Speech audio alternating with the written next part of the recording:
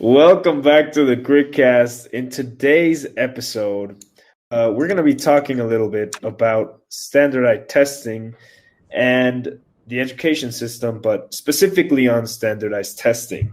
Huerta, welcome back. Wow, thanks. I'm the host of this, so you don't have to welcome me back. That is very true.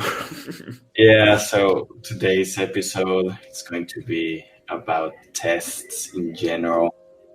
You may wonder why, because all of us at Peterson School are right now undergoing this torture called exams, more specifically, math exam tomorrow.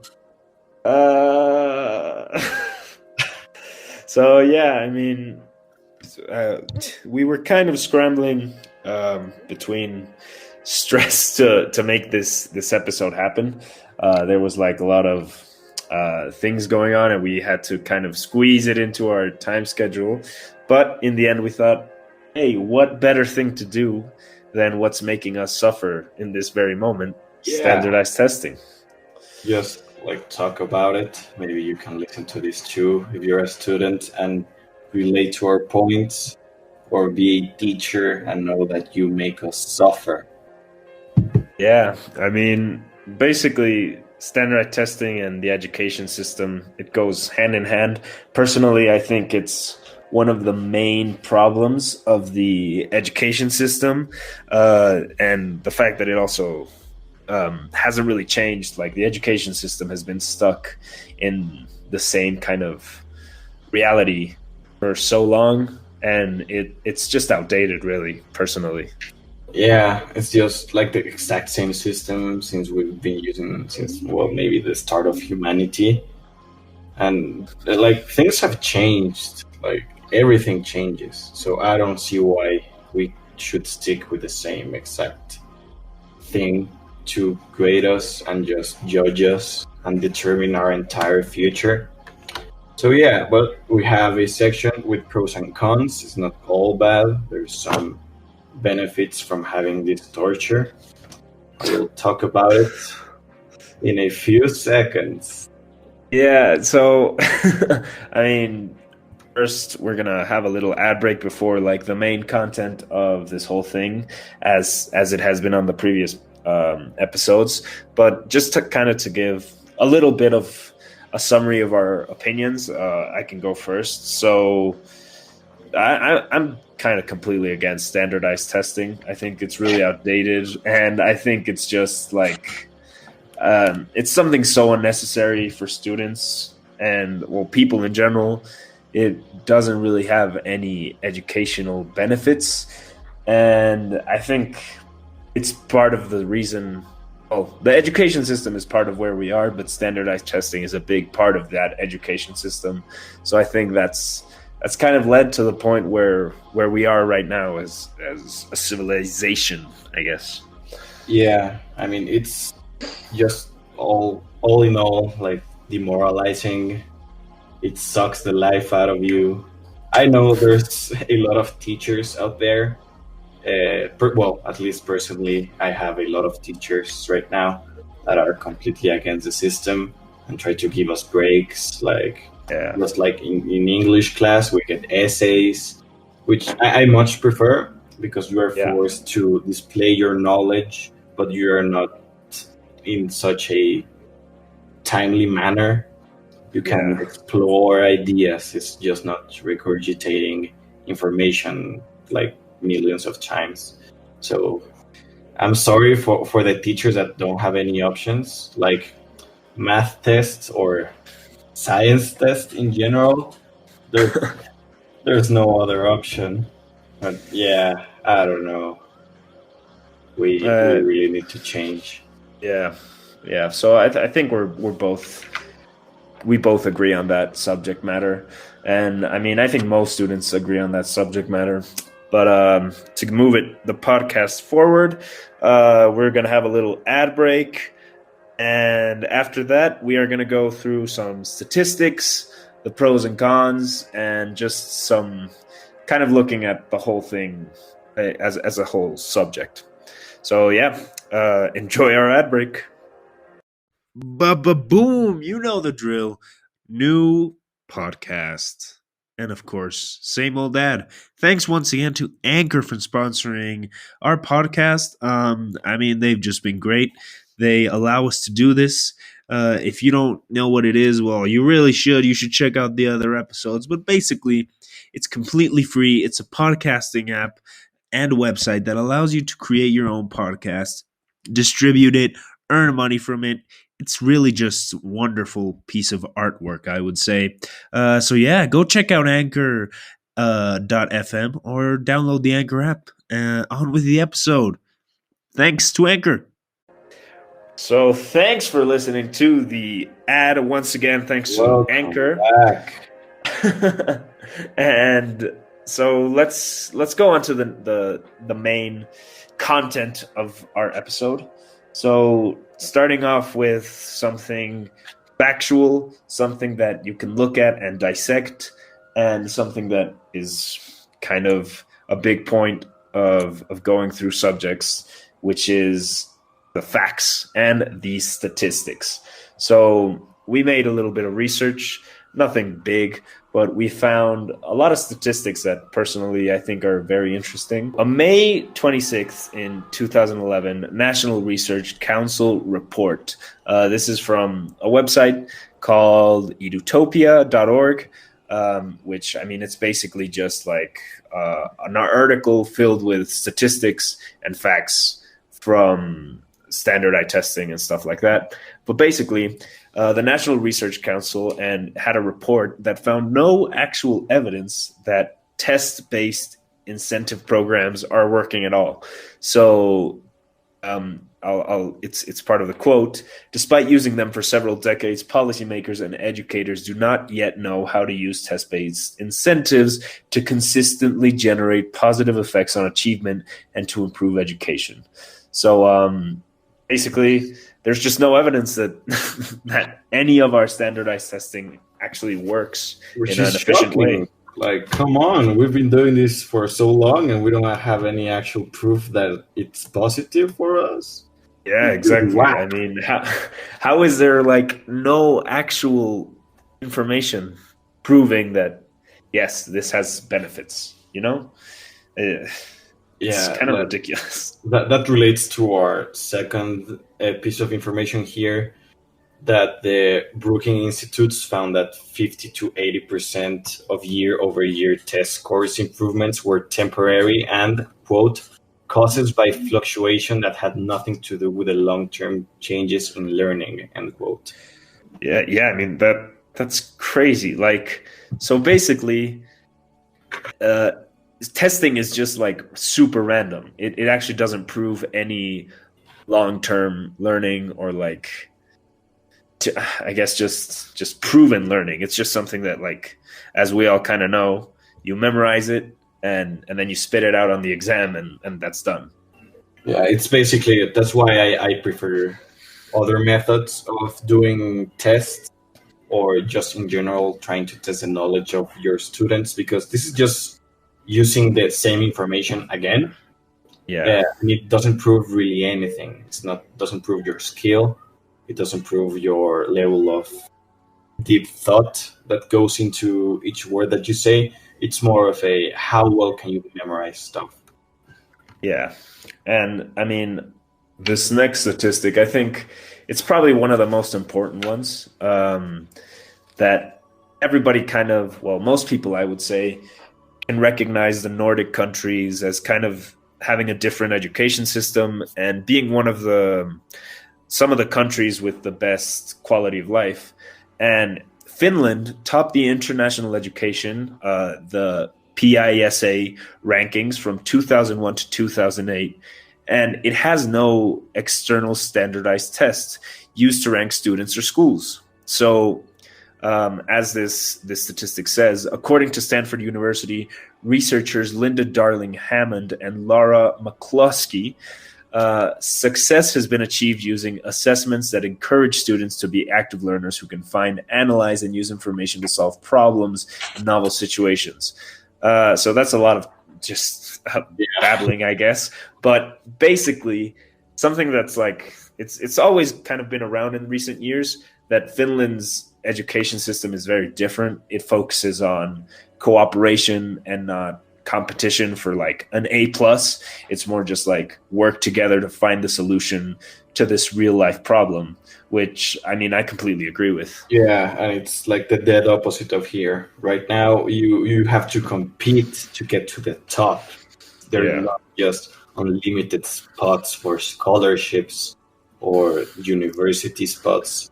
You have to stand out in some other ways, which I'm not completely against. I agree that the students who stand out deserve better things because, well, they're the ones putting in the work. Mm-hmm. So, yeah, we are a little biased in this topic overall. Because we're stressed right now. Definitely. It may be coming off as a bit emotional, but we hope the statistics can back it up. And some other things, for example, well, as the same website shows us, a higher family income actually results in better test scores. So this one, you can find it once again on edutopia.org. It's literally about what does research say about testing. But basically it just shows a graph where as long as the family has a higher income, then test scores, specifically SAT scores, are higher, which kind of refers to the problem we have in education. I wonder why. Yeah, I wonder why. Maybe because those people can pay for private education. Unlike us, who are completely privileged. Yeah, we have to work completely hard for everything we have right now. Yeah, I work definitely. 9 to 5. So, I mean, yeah, it's a big problem. I mean, I think that really relates to kind of not only education system, but the system in general. This is definitely not biased, but it's like just the more money you have, the better opportunities and the better everything you get, which is overall in life, like not necessarily education, but overall your life will be better with money. Pro tip, children. So you want to make it big in the world, be born with lots of money. Yeah. What a great reality we live in. But that talking about SATs, it's definitely one of our main stressful situations as high school students reaching college. But the SATs have actually kind of become less relevant as time has gone on. And this COVID situation has actually made it even less relevant because students can't go to take the SATs in closed spaces with a lot of people.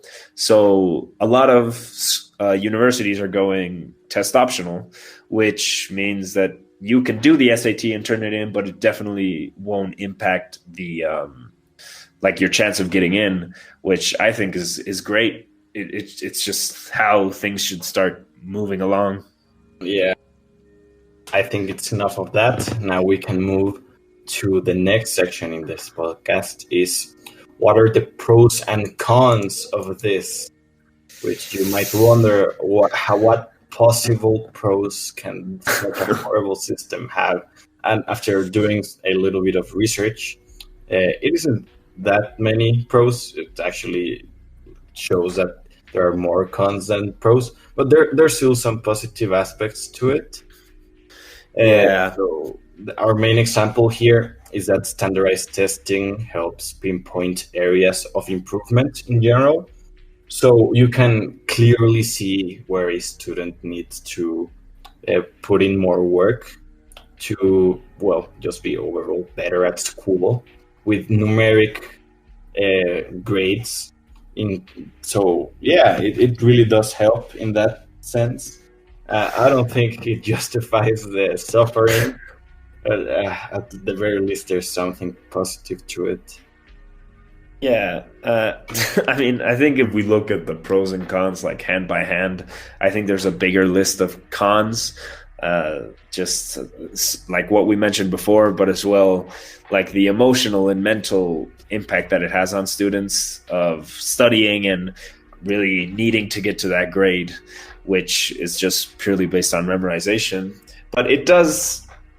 The pros seem to be kind of opinionated more than anything. I mean, you can all do your research, but from the research we did, it seemed like there's very few sites that actually show statistical pros of standardized testing, and Yeah, I think that says enough, really.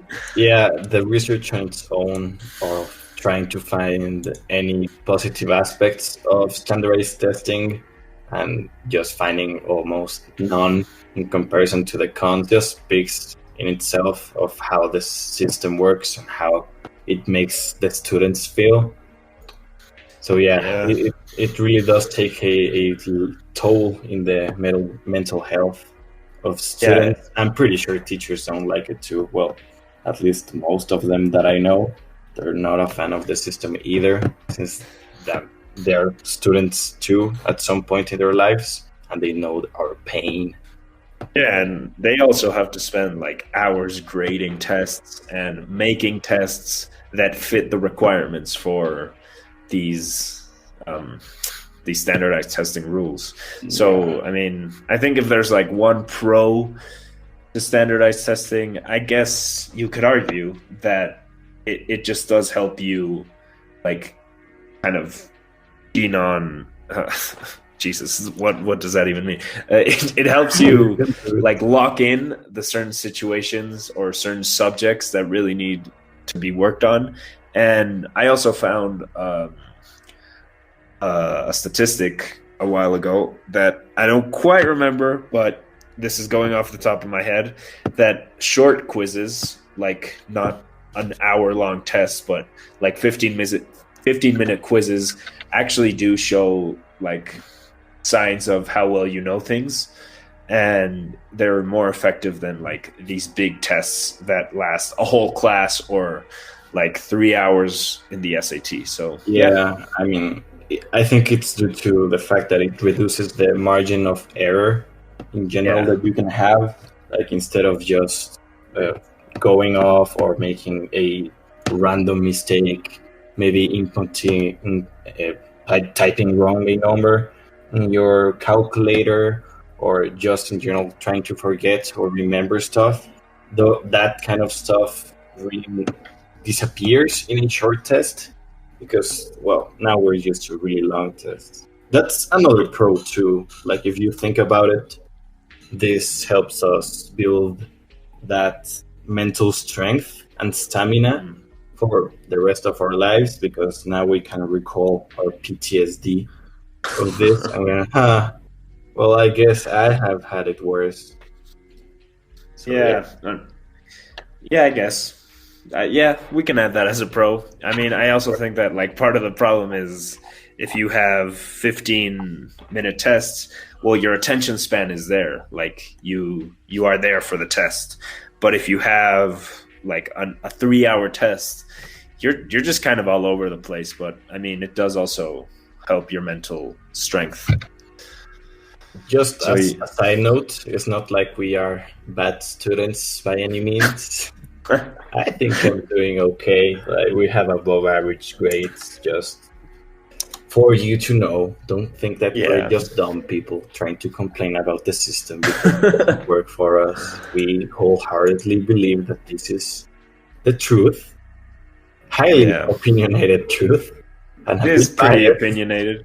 But we also do have statistics. Like, Yeah. So I think everyone listening to this may agree with our points. If not, yeah, try to contact us. We can have you in the podcast. yeah, You can contact us through Instagram at the Creekcast. Give us likes, or follows, comments, please. yeah, We need encouragement. we need it. We really do need it. But next, so I mean, we've looked at the statistics and the pros and cons, and obviously we're kind of biased and already decided on our opinion. But Why is it important to look at this? Like, what? Why do we have to maybe change this, and why do we need to look at this as a problem? If you'd like to start, Huerta. Yeah, well, I think it all boils down to the same problems that humanity as a whole has, that we're too stuck in the past, and people out of touch with today's world are the ones running it. Yeah, so yeah, basically the past is holding us back from progress, and I truly believe that if we can develop a better system that like this just takes less of our time and stress and makes us not so horrible at times, make us better Yeah. people in general. So yeah, it really sucks.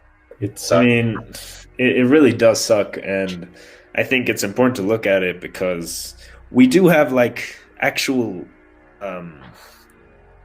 other options. I mean, if you look at, as we mentioned, Finland and a lot of those Nordic countries, basically like they have a better quality of life, and things like climate change, which is like a huge topic that is just pressing on humans and the human race, and like the time frame just gets shorter and shorter. But those are some of the few countries that have actually found solutions, and I think it's part of the education system, because instead of looking at quadratic formula or stuff like that, you're actually trying to find like productive and active solutions to these problems.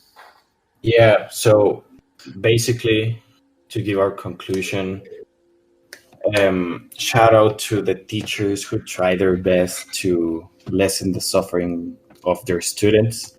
We really appreciate it. You know who you are,